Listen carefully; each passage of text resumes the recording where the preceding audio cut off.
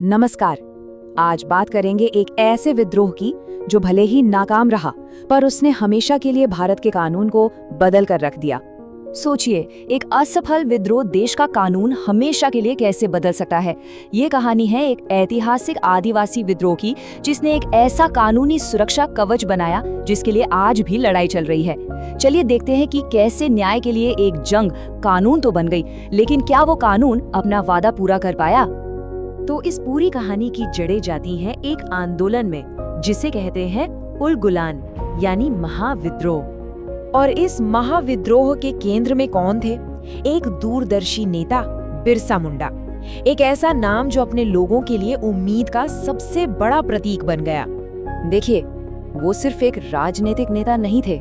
उनकी लड़ाई तो जमीन के लिए थी ही, पर उससे भी बढ़कर ये अपने लोगों के सम्मान, उनकी संस्कृति और उनकी आत्मनिर्भरता के लिए एक आध्यात्मिक संघर्ष था। तो सवाल ये है कि आखिर वो चिंगारी क्या थी जिसने इस महाविद्रोह की आग को भड़का दिया। वजह थी चौतरफा शोषण। सोच के देखिए, आदिवासी समुदायों से उनकी जमीनें छीनी जा रही थी, उन पर भारी भरकम टैक्स लगा दिए गए थे, उनसे जबरन मजदूरी करवाई जा रही थी।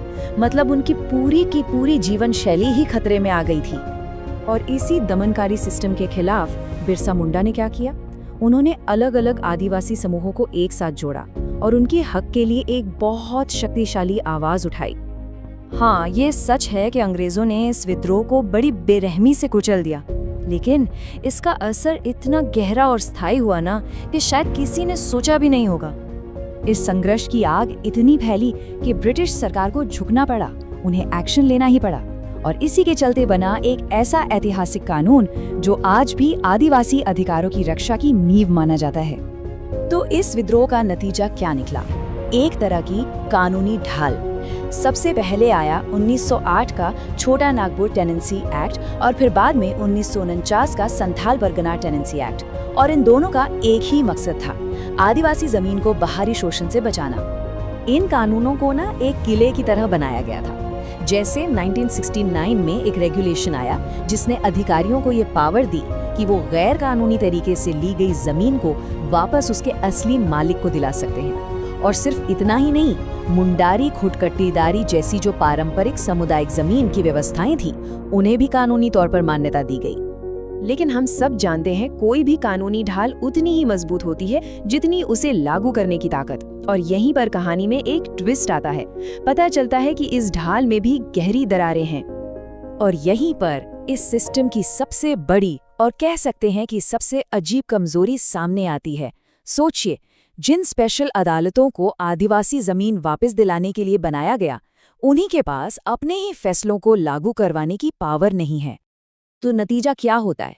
नतीजा ये है कि कानूनी दांवपेच और कमजोर जुडिशियल पावर की वजह से ये जो सुरक्षा है, ये अक्सर सिर्फ एक छलावा बनकर रह जाती है। मतलब जमीन वापसी के ऑर्डर तो पास हो जाते हैं, पर वो बस कागजों पर ही रह जाते हैं।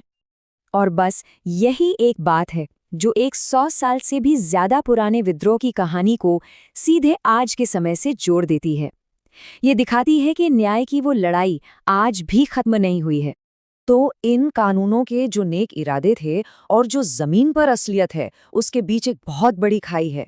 और यही खाई दिखाती है न्याय के लिए उस संघर्ष को जो शायद कभी खत्म ही नहीं होता। तो बिरसा मुंडा के उलगुलान की विरासत आज भी जिंदा है, लेकिन अब जंग के मैदानों में नहीं, बल्कि उन अदालतों में, उन समुदायों में जो आज भी अपनी जमीन, अपने सम्मान और अपनी संस्कृति के लिए लड़ रहे हैं।